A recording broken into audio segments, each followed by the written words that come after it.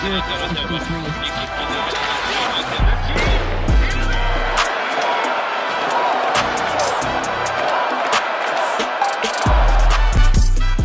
there, and welcome to this week's edition of the Gazette's Hockey Inside Out Show. I'm Stu Cowan of the Gazette, and I'm joined by my regular partners here, former Canadiens teammates and 1986 Stanley Cup champs, Chris Nilan and Rick Green. Well, guys, Canadiens beat the Florida Panthers 4-3 in a shootout Tuesday night at the Bell Center after coming out flat, the words of Marty St. Louis, for the second straight game since clinching a playoff spot.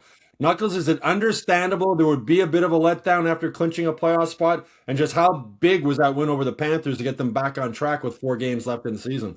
Yeah, it could be that a little bit, like mentally. But listen, I remember Bob Berry, if we weren't playing well, he'd come in and say, you guys were flatter than piss on a plate.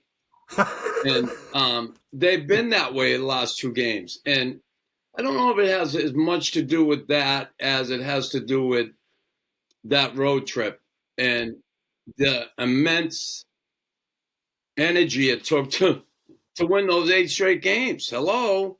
You know, like, that is exhausting. And they played unbelievable hockey on that trip. Like, come on, 8 games straight. So then you come home, yeah, okay, we got a playoff spot, a little lax, really flat.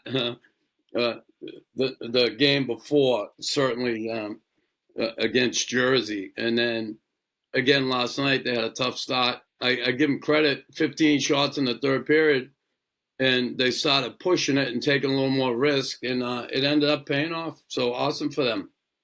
Now, Rick, you always talk about that first game back home after a long road trip can be difficult. Was that always the case, I guess, when you guys were playing also?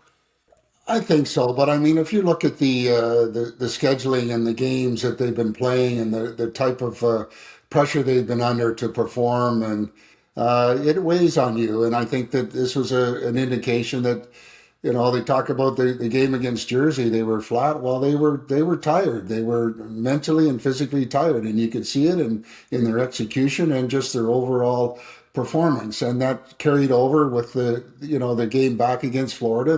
They weren't as sharp. They're kind of gearing up in the back of their mind. Okay, who are we going to be playing against in the playoffs we're in? So there's a little bit of a distraction there.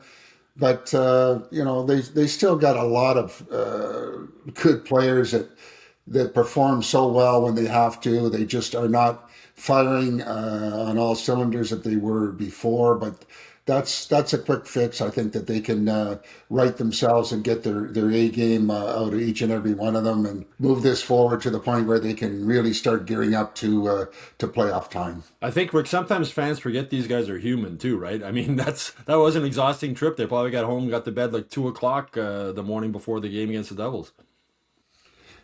Yeah, I mean, I always found that when we were out west and we'd come back, it was tough, and that's always the biggest concern as a coach. How do we prepare the guys to be ready to perform, and do you give them the morning off? How do you handle the guys, and especially at this time of year when it's been so tough and such a grind? But these guys know what's at stake, and I'm really excited to see some of these guys have the opportunity to taste what playoffs are all about and see how they handle themselves. I think, Knuckles, the pressure, this team has been a long time since they didn't have the pressure, right? You go back to last season, that stretch, they didn't clinch a playoff spot until the last game of the season. This year, before they went on that road trip, they were still battling for a playoff spot. Now, the other pressure that's on right now is Cole Caufield trying to score that 50th goal, become the first guy since your old teammate Stefan Richer to hit that mark. Do you think that's become a bit of a distraction for the team? It certainly looks like, especially on the power play, they're really trying to feed the puck to him. Listen, everybody wants it for him. I don't think it's a distraction. It's something certainly every player wants from him, and every player is trying to get him the puck. I get it. Like, I remember when I had 19, I was going for 20. I was really distracted. No, like, come on. Like, yeah, I don't blame them for doing what they're doing.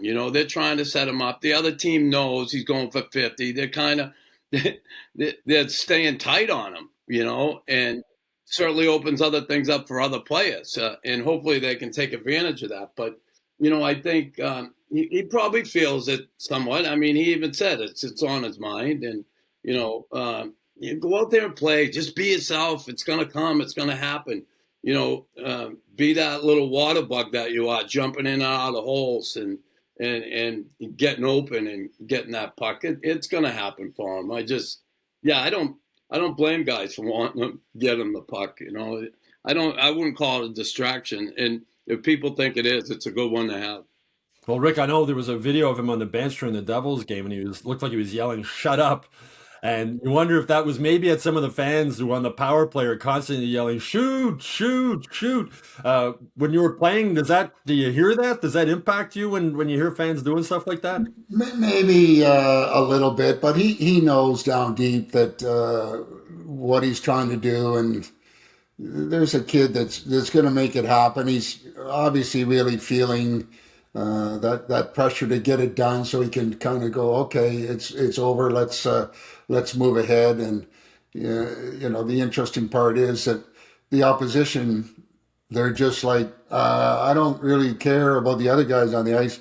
I'm going to go stand and put my stick in the way of Cole Caufield because I know where the pass is going to go. And even that being said, they are trying to intercept a lot of pucks, but Cole still gets chances to score. He's still able to get, the puck on his stick and it's going at the net. He had it again against Florida, and guys like that, it's not a fluke. He's going to make it happen. Everybody can take a breath and say, okay, congrats, Cole. Now let's carry on. Still, yeah. When Greeny, the puck would come on his stick, everybody would yell, "Skate, skate, skate!" But Greeny didn't listen.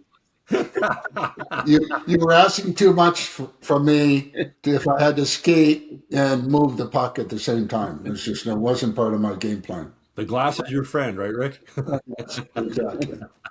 Well, Knuckles, I mean, watching Caufield, like his stick handling is almost as impressive as his shot right now. And, as when Marty came here as coach, he said, I'm not going to teach him how to score. I'll teach him how to get in better positions to score. He really has become a 200-foot player. What impressed you most just overall about Caufield, even when he's not scoring? Yeah, he comes back. He's not a lazy player. He comes back. When that puck gets turned over, he busts his ass to get back at his own end. I watch him, and, I always think back to Marty when he had him in practice over on the dot there. Not just staying in that position when the puck comes, taking that step to the middle and improving his angle, his shooting angle. So he doesn't just get it and shoot it right away. Sometimes he does, if nothing's there. But if that D-man steps in front and ready to block that shot, he fakes it and then jumps to the middle and, like I said, and improves his angle. So, those little things, I think, certainly helped him. Things that Marty teaches. We saw him do it with Demidov too, right? Talking to Demidov on the wall there, coming off the wall, making those moves. So there's little things that he can teach as a goal scorer and as a smaller player, Marty, that certainly benefits Cole. And listen, yeah, his overall game is a lot better than when he first came in. There's no question about it. He's that slow rise to, let's not call it perfection, but that slow rise to really becoming a good all-around NHL player, not just the offensive end. So he's responsible on the ice defensively, too. He gets his ass back. Sometimes he has a little struggle on the boards in his own end, but come on, he's not the biggest guy, and you got a big D-man pinching down on you. Not an easy thing. But he makes plays from there at times, and there's times he gets pinched off. A lot of guys get pinched off like that. D-men pinch nowadays, and when that puck's on the wall, it's difficult. So, yeah, I love his game. Rick, a big win for the Habs against the Panthers, but tough decision for Marty St. Louis, making Brendan Gallagher a healthy scratch. Second time this season with Alexandre Texier and Kirby Dach returning to the lineup. Now, you've been a player and assistant coach with the Canadiens. Just how difficult is it, the coaching staff making that decision? And what's in the room, what's the feeling when you see a guy like Gallagher taken out of the lineup? There's no question it's a tough part to accept as a player, but being the kind of personality that Brendan is, he takes this in stride, and he probably works it to the point where it'll recharge his battery when he gets a chance to step back in there and be effective. And that's the somewhat an advantage that they have with the depth of the organization and players that are able to come out of the stands into play and be effective. And you're going to need this moving forward with your group. You're going to have games where some guys maybe will be coming out of the lineup. Some guys are going to get hurt, and to try and keep these guys well rested and ready to jump in when the opportunity presents itself. It's a non-issue, obviously, with Brendan Gallagher. He's going to give you everything he's got when he gets the opportunity, and some of the guys need a little break, and he was one that probably needed a little break and a little bit of a rest. Yeah, Knuckles. I mean, the effort level for Gallagher is always off the charts, but I mean, you can see the game's getting quick for him, right? He's maybe losing puck battles that he used to win. He must realize it, right? At the end of a career, what's it like when you start realizing that, boy, this is getting harder, and younger guys are coming up and taking my spots, and he's got one more year left on his contract. What's going through his head right now, do you think? Yeah, listen, it can be difficult. I just think, Brendan's been the consummate pro since he's been here. I don't think that'll change. But yeah, when you get in your head near the end there, and it's not easy. I certainly had to deal with it. We all did. All athletes do. In the end, that's the tragedy of being an athlete, that your body betrays you at the end, and it gets difficult. It gets tougher mentally, emotionally. You got to deal with a lot of stuff. You're dealing with your own personal stuff. You want to be the best you can for your team. But, like I said, my own feelings toward it and what I dealt with, the role I played, I kept doing it to the end, but it was getting so much tougher on me. And, I think I mentioned this before on here. A couple of fights I had when I was in Boston, I fought Stu Grimson one night, and the next night I fought Big Jim McKenzie. And I took some punches, man. I got in the penalty box. I'm going, oh, this is getting tougher. And then, on the ice, I felt I was losing that little bit of edge, that little half step. The game was getting quicker on me. And, yeah, it's not easy to deal with. But, again, listen, he's entrenched here. He's the type of kid that he's going to do everything he can to prepare himself until he's not able to go anymore. And, I think Marty's been cognizant of that. He's been careful with that. This is a guy, he should never leave this organization. Should never leave this organization. I hope that doesn't happen. And he should be somebody who stays with this organization for the rest of his living days. No, as I mentioned, one more year left on his contract, and Ken Hughes going to have a decision to make after the season's over. That's one thing I was with pro athletes. I was sort of, mid-30s, your career is ending, whereas with the normal world, right, mid-30s, your career is really just sort of taking off and finding out what you're going to do, right? So it's got to be a difficult adjustment. Another guy, Rick, Joe Valeno wasn't in the lineup against the Panthers. Canadiens said he had the flu. Is there still a spot for him in this lineup now that Texe and Doc are both back? I like what Joe Valeno is doing. He's been a great addition. He's a hardworking kid. He knows what his role is, and he's been really effective when he's been in the lineup. And again, there's a depth guy that you can keep, and you can throw him in there on occasion, and he can make things happen and do a good, honest job. And he's well liked, good kid, and I'm glad that they got him under contract, and he can help the team out down the stretch here. Yeah, I think he's perfect for that 13th forward, Knuckles. I mean, mentally he's handled it well. They put him in. He finishes every hit. He has a chance to finish. He's sort of playing the role Michael Pezzetta had last season, but he obviously brings a lot more to the game than Pezzetta, was mainly there for his toughness. But this is a kid, the only Quebecer ever to get exceptional player status to play in the Quebec Junior League at 15. First-round draft pick by the Detroit Red Wings. Now a fourth liner battling for a job.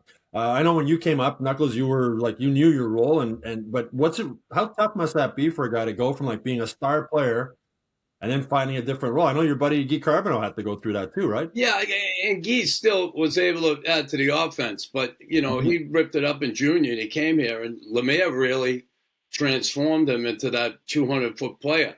That we're not going to, be the guy who just thinks offense all the time. You're going to defend. You're going to be a good penalty killer. He did all those things incredibly.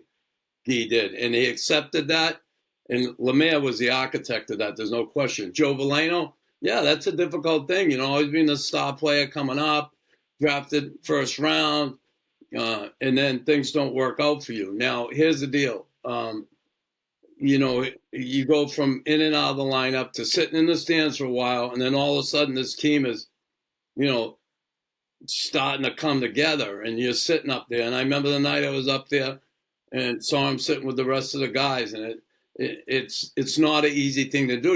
I want to help. I want to be in there. I want to play the game you love. And then he gets the opportunity, and boy, he stepped up. I was down in that Jersey game. He played really well in Jersey. I watched him, and on the PK and 5-on-5. He was doing the things that players have to do, especially on the road, to win hockey games. He really so listen, he's fighting for his hockey life, and every opportunity he gets, he has to step up and play that game they want from him. And if he does that, he has an opportunity to be that guy. So hopefully you see him keep going on the track he is.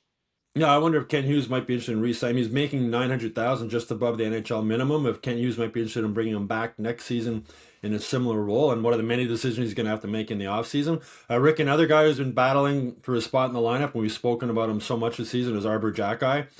With Alexandre Carrier hurt, we got Xhekaj and Struble both in the lineup at the same time, which we haven't seen. Are the Canadiens better off with those two guys and the physicality they bring in the lineup together than they are when they have Carrier in?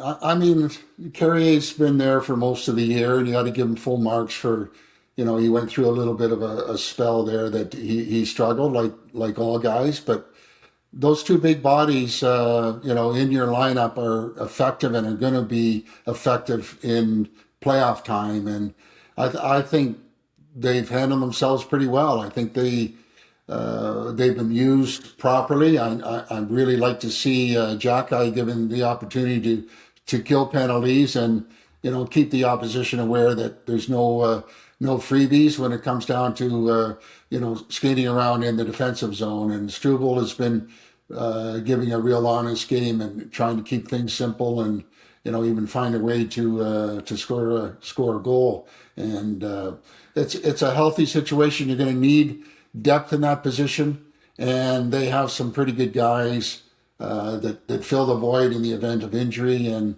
they're in good shape out there. I'm quite happy to see what they have, and obviously the depth that they have. Even with Engstrom coming up and showing what he can show is a huge bonus. Handled himself really well, so you gotta be good back there, and we all know that the defense are much more important than the forwards. Knuckles, I know you're president of the Xhekaj fan club. What have you liked about his game recently? He seems to have been pretty consistent, and Marty St. Louis seems to have gained more confidence in him. We even had him playing on his offside, on the right side, with Engstrom on the left side against Florida.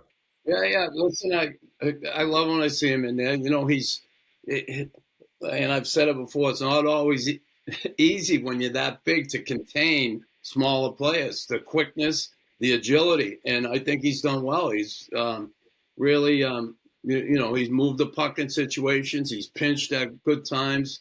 Last night he Struble pinched on someone there on that one of those goals. I forget, I don't know if it was the third, but and he was kind of caught he was in the middle. He's in the guts of the ice, but if he played off the blue line a little more when Struble pinched, I think he would have had a better angle on the goal scorer. He got behind a half step, but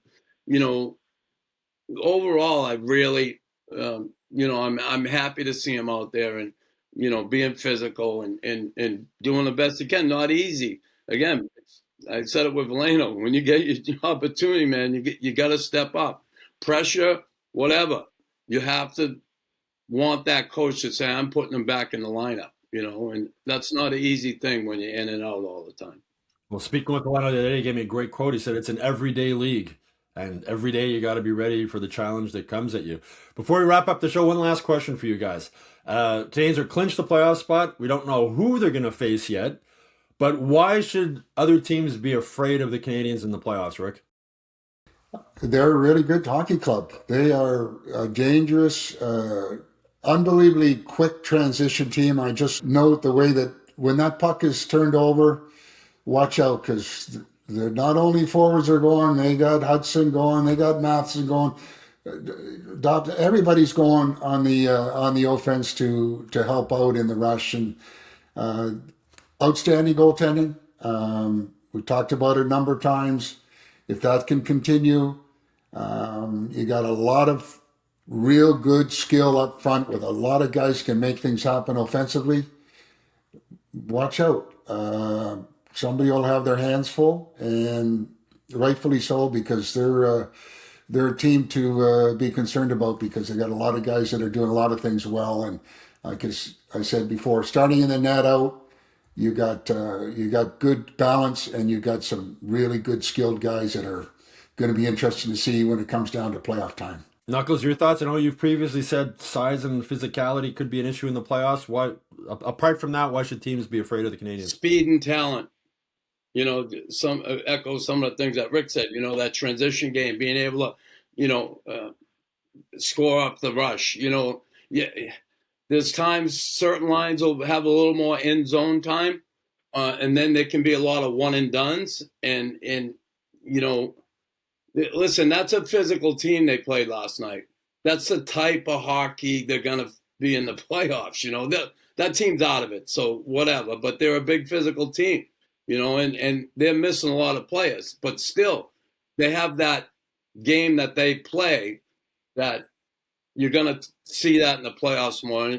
And I think teams in the playoffs, you look, big teams, the thing with the Habs is times they get hemmed in their end when they play that man-on-man system. And if you lose a guy, it gets tough on them, and they get wound down. We see a lot of teams with that. It looks like the puck's getting out, then it doesn't, and it's right back in, and they get stuck in there. They really got to guard against that. And I think teams in the playoffs are going to really try and frustrate them in the neutral zone. I saw it earlier in the year against LA. LA really frustrated the Habs in the neutral zone. And the game certainly wasn't where it is now, but still, that's the kind of, I think, defense they're going to see against them in the playoffs. They're gonna have to battle to get through that neutral zone and get down in their end. But yeah, speed and talent, and hopefully we see them do some damage. No, I asked Philip Deneau after last night's game. His concern with the team going into the playoffs is we're giving up too many grade A chances, but that's something we're going to work and we're going to clean up. So that's definitely something they'll need to fix going into the playoffs. It's going to be fun to watch. Anyway, that's it for this week's Hockey Inside Out show. I hope you all enjoyed it. We'll have 3 bonus episodes coming up over the next few days, so you can look for those. Canes are back in action Thursday at the Bell Center against the Tampa Bay Lightning in what could be a battle for first place in the Atlantic Division, and also a playoff preview. Columbus Blue Jackets will then be at the Bell Center on Saturday before the Canadiens wrap up the regular season with road games against the New York Islanders on Sunday and the Philadelphia Flyers next Tuesday. And then we'll be back next Thursday with our playoff preview show with Knuckles and Rick Green and their buddy Brian Skrudlin joining us also. So looking forward to that. The Hockey Inside Out show is now available on Spotify and Apple Podcasts. You can also watch us there. And if you haven't done so already, please subscribe to the Hockey Inside Out YouTube channel. We'll be back with our new Hockey Inside Out show playoff preview next Thursday.